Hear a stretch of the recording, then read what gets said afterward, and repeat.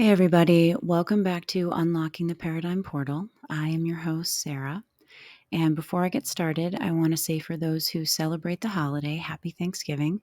And for those who don't, happy Thursday, where everyone else is occupied and you get some quiet time. Either way, I hope you have a wonderful and peaceful day. I also wanted to say that I had planned on posting more in the last week, but I led a guided meditation class Saturday night and my voice got really scratchy and wonky. So I have been nurturing it for days now, drinking a lot of tea with honey and lemon, and it has been super helpful. So today I want to talk about fear versus danger.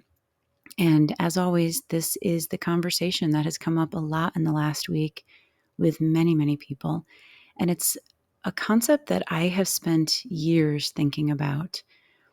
And what I have come to realize is how much most people, I'm going to venture to say all, with the exception of anyone who's really taken the time to sit with themselves and feel their feelings and analyze the difference between the two and really come into tune with what their body and emotions are saying to them, struggle with this one because they become very intermingled and fear feels dangerous and danger brings fear. So there are a lot of overlapping similarities. However, there is some major differences. And first of all, danger is an actual threat. Like there is a legitimate threat to your physical safety, to your emotional safety, to your mental safety. And if you've ever experienced anything that is a true threat, you know what I'm talking about.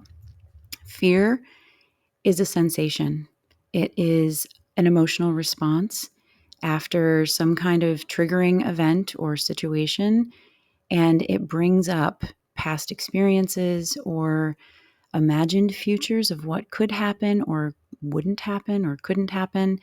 And it often is old programming coming to the surface, trying to protect you from whatever you've experienced in the past. So, an example of that would be, let's say you had a situation where your trust was broken, and that was a very real experience. And, or, I mean, in some cases, it could be a perceived experience.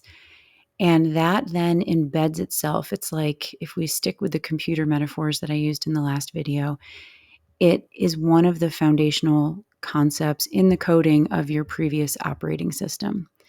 So then what ends up happening is it imprints itself on your subconscious mind that you are not aware it's there.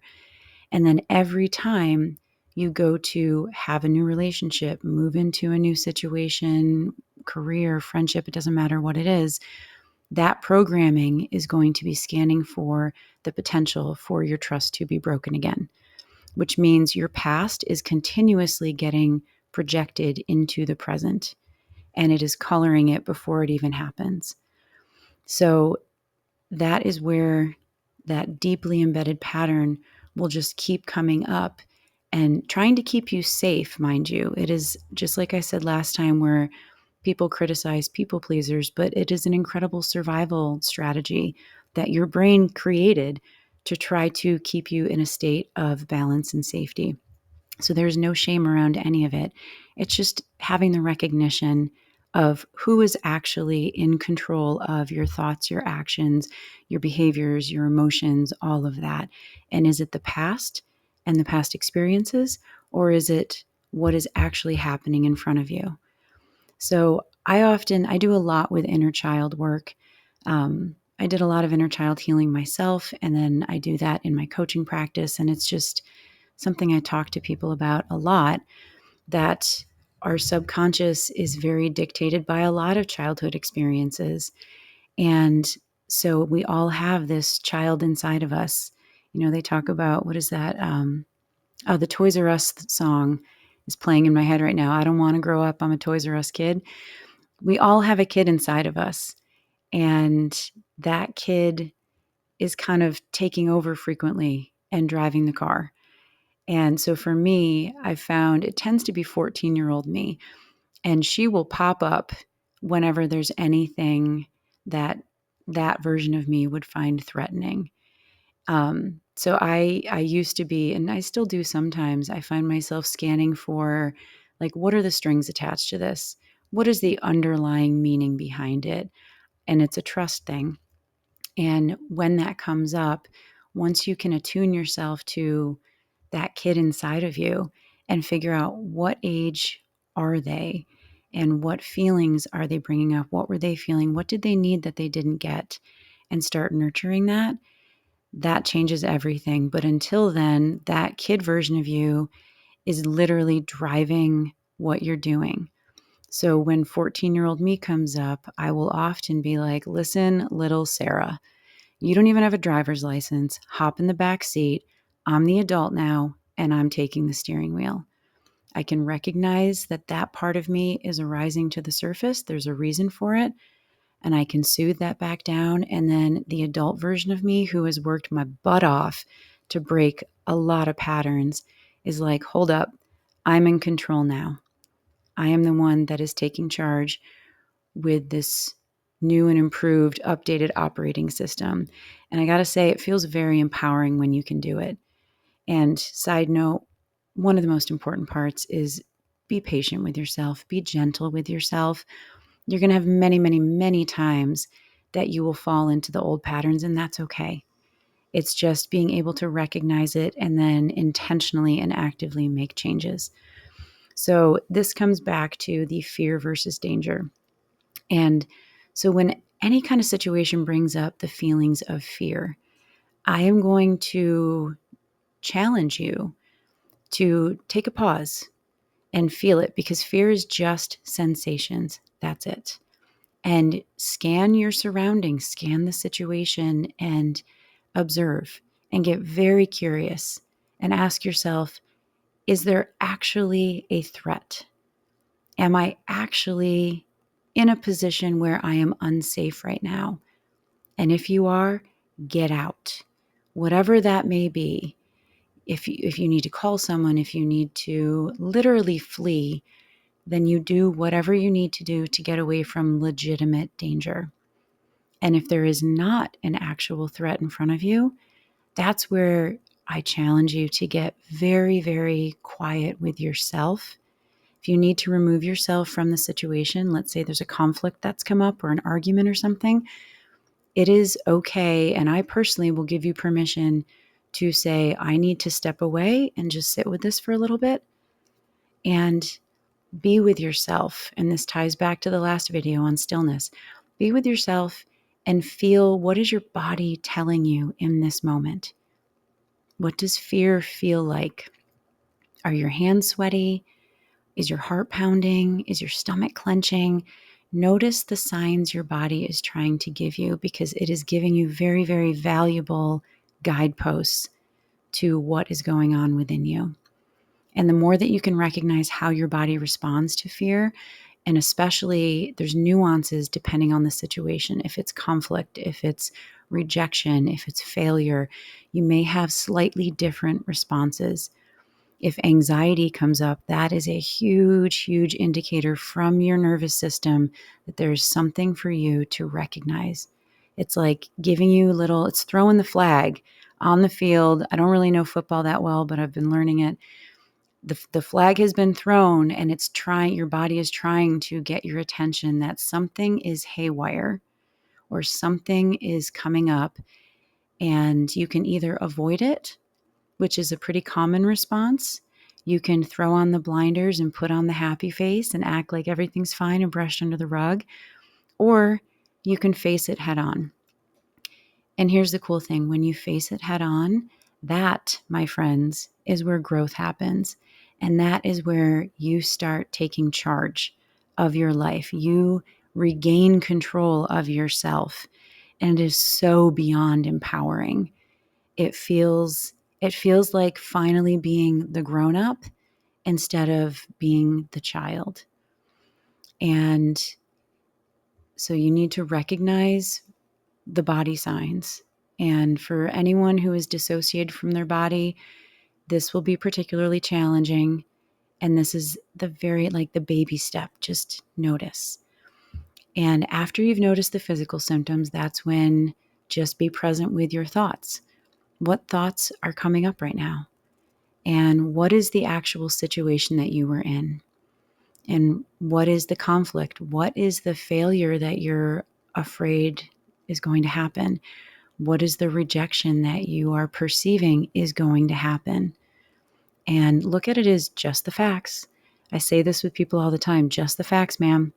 We are not getting into the feels yet. We're getting into just the thoughts. So be with your thoughts. What is it that's coming up? Is it, I'm afraid if I have this conflict, then I'm going to be the jerk. I'm going to, get trampled all over. My needs are going to get disregarded. I'm going to get hurt, whatever it is. Just notice all of that. And then you can start connecting the feelings that are coming up. Like, I'm afraid I'm going to get hurt. I'm afraid I'm going to get rejected. I'm afraid I'm going to fail. And whatever the feelings are that come up, ask yourself, okay, if I'm rejected, then what? Then does that mean I'm not good enough? Does that mean I'm not worthy? Does it actually, or is that just that child coming up trying to keep you safe? If it's a failure, so what? If you fail, what does that mean? Does that also bring up the I'm not good enough and I'm unworthy? Does it bring up any kind of I'm not important? Or I had it come up quite a bit with if I am not the best at everything I do, then I'm just some silly girl and nobody will take me seriously.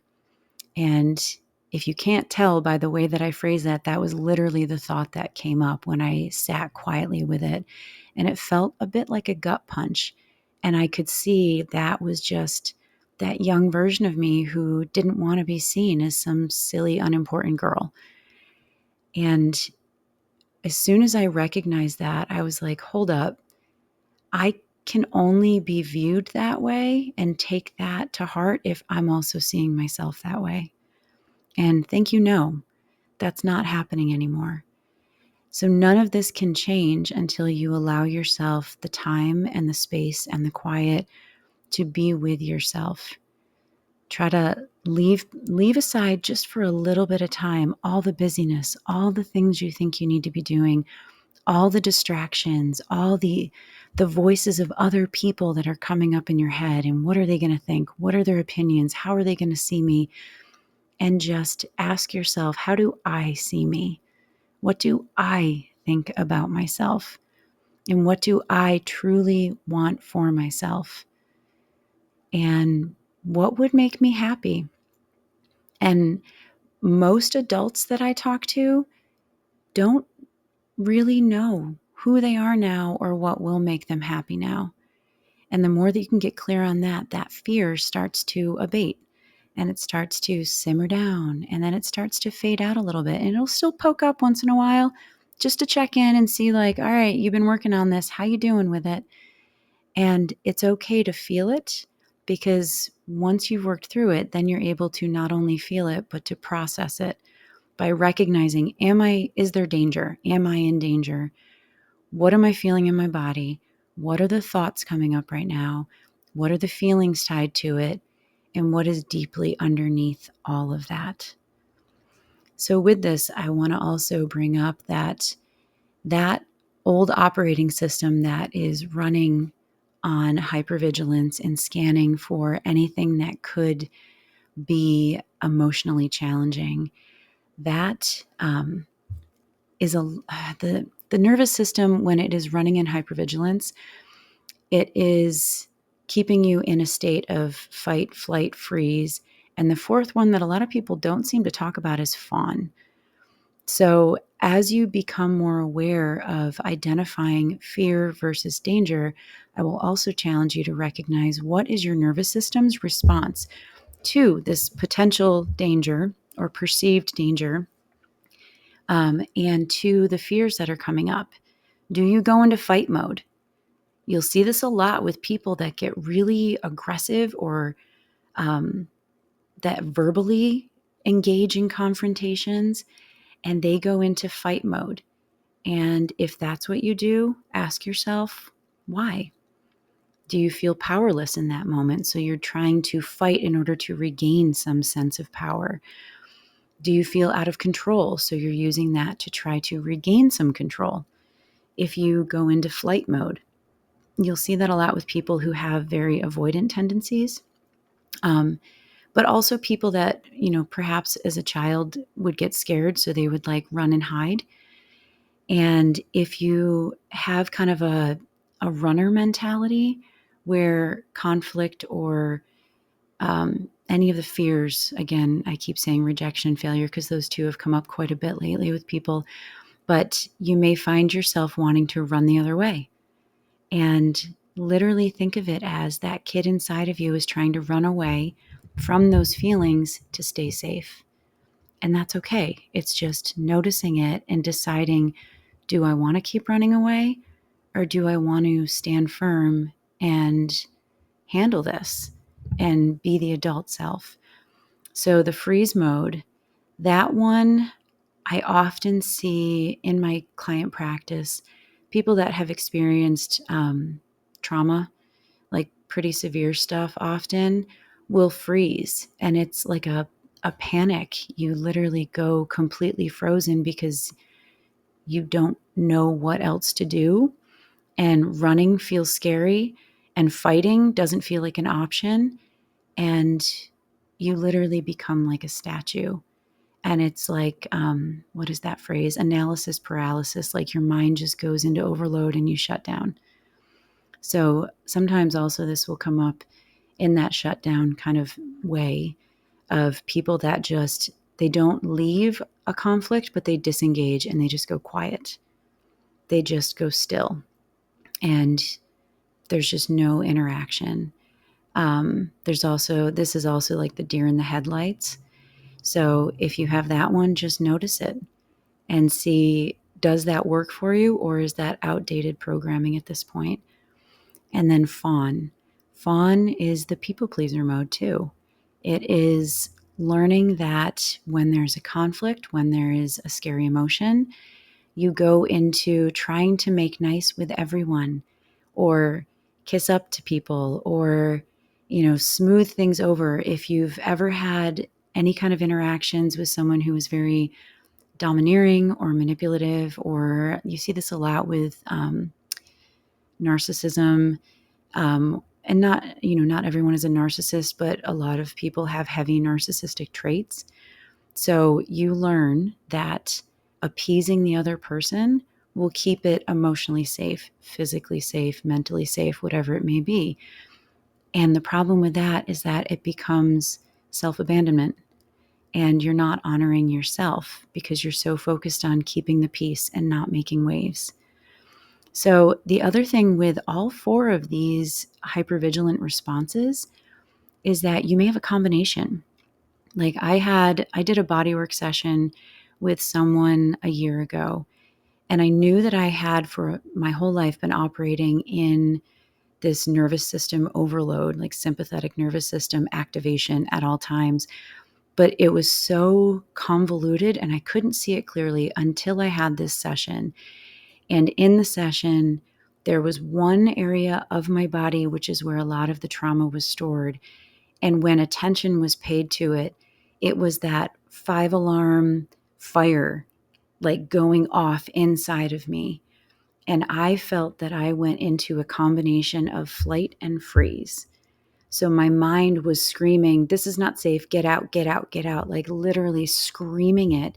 And mentally, I was scanning in my mind of how to get out. Where is the escape hatch? Where is the door? I need to get to safety. But at the same time, my body went into complete freeze mode and I literally couldn't move. So it felt like being trapped, just horribly being trapped. And it also brought up some core wounding that I've had, which is I feel trapped. And as a result, in every situation, experience, relationship I've had, I always have felt this driving need. I have to have an escape hatch. I have to have easy access to get out. It is very challenging for me to And it still is to this day to fully feel safe to, metaphorically unpack my bags and settle in. Because it's that, when's the other shoe going to drop? When's the rug going to get ripped out from under me? And when I settle, or in the past when I've settled in and just kind of tried to soften into it, inevitably the rug has gotten ripped out.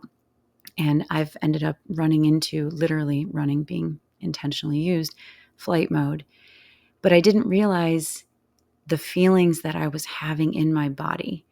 So it was really fascinating. And fortunately, the person that I was doing body work with was so understanding and nurturing and soft about it.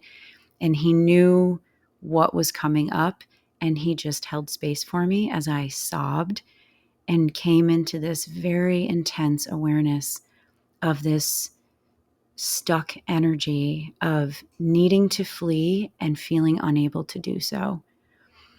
It was an incredibly profound moment that led to a huge emotional catharsis that was pretty wonderful. And as a result, it has allowed me to recognize when those feelings come up. It was probably the first time I was able to recognize when those feelings come up, and it's the fear, and recognizing there's no actual danger. It's just the fear, and breathe through it and sit with it and go into just the facts and recognize, okay, this is the past projecting onto the present. And I started using a mantra in my head when this would come up, where I would put my hands over my upper chest and just breathe into it, literally like I'm talking to younger versions of me and saying, you are scared and you are safe. You are scared and you are safe. And sometimes, always at first, it would be a more rapid pace of saying it until I could slow my breathing and realize I am safe. The past is the past. The present is a whole different situation. So I am curious if anybody has struggled with differentiating between the two. And if so, feel free to share in the comments. You can send me a message. I want to go into this more in the future. And I have a dear friend that we had this conversation a long time ago and had talked about doing a podcast about it. So maybe in the future I can talk her into being on here with me to go into it more in depth with her perspectives. But until then, just notice, where in your life do big feelings come up? And are they actually dangerous, or do they just feel dangerous? Are you scared about big feelings? Have you not experienced them or felt emotionally safe in the situation with the person to really be truly vulnerable and develop a connection? And are you able to have that connection with yourself and honor the feelings that you have without shame, without regret, without remorse, without beating yourself up? Just to honor yourself and honor what your body is telling you, what you've experienced, and be able to take a step out of that experience, look back and see it for what it was. And then, and I think I've used this reference previously, like a book, that chapter was that chapter. And now we've moved into the next one. And that did create those experiences, or that relationship, or whatever it may be, created some fundamental building blocks for who you are now. But that doesn't have to define who you are now. It's just one hurdle that you overcame. And do you want to keep reliving it? Do you want to keep bringing it into the present? And if so, how is it serving you? You can always keep bringing the past up. You can make any choice you want. You are in control of who you are and how your life is.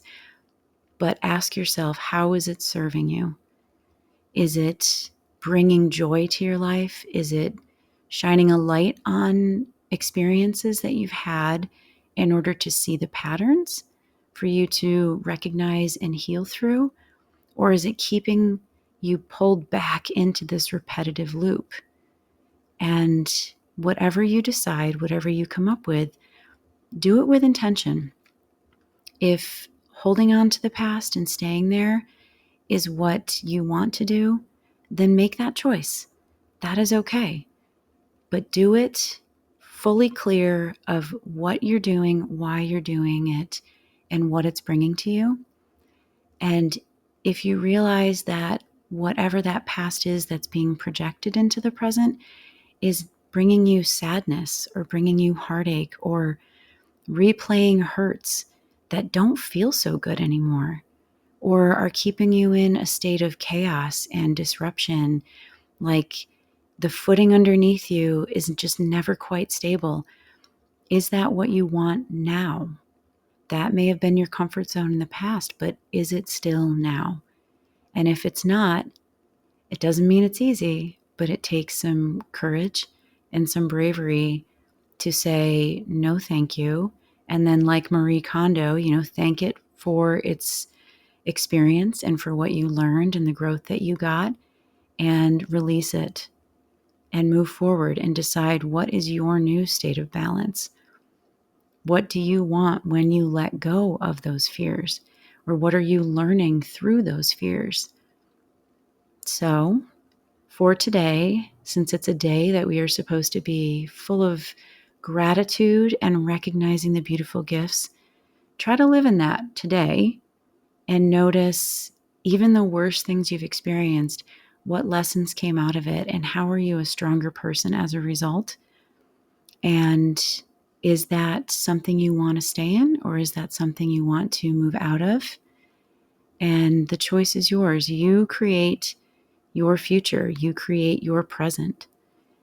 You are in control of who you are, where you're going, and what you want.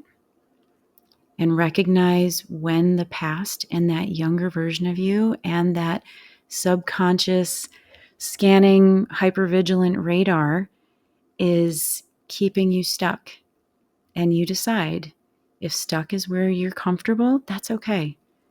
Maybe that'll change in the future, maybe it won't, but you get to make the choice. And if it's not comfortable, take a leap. I'm telling you, the water is warm over here. Once you take charge and take control, it feels like the entire world opens up and everything gets softer and it feels more manageable. Not even more manageable, it feels easier. And it turns into this ease and flow and feelings of compassion and grace for yourself, for everyone around you, because you're living with intention. So, my friends, until next time, feel free to subscribe or share and send me questions, comments. If there's things that you want me to dive into, let me know. I would love to hear from you. So I will talk to you next time. Thank you.